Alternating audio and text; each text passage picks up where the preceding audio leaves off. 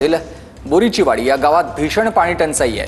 हंडाभर पाण्यासाठी महिलांचे जीव धोक्यात घालून कसरत सुरू आहे आणि महिलांना विहिरीत उतरून दूषित पाणी भरावं लागतंय। ही दृश्य आपण बघतोय नाशिक मधली आहेत।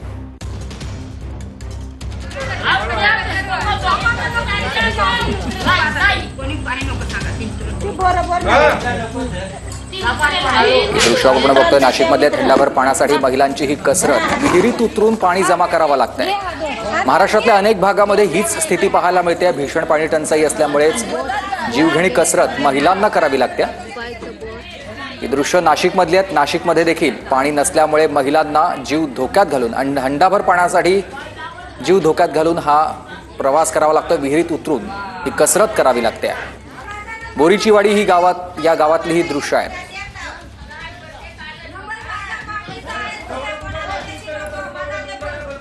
महिलांना विहिरीमध्ये उतरून दूषित पाणी भरावं लागत आहे। हंडाभर पाण्यासाठी महिलांची जीव धोक्यात घालून कसरत सुरू असलेली पाहायला मिळते।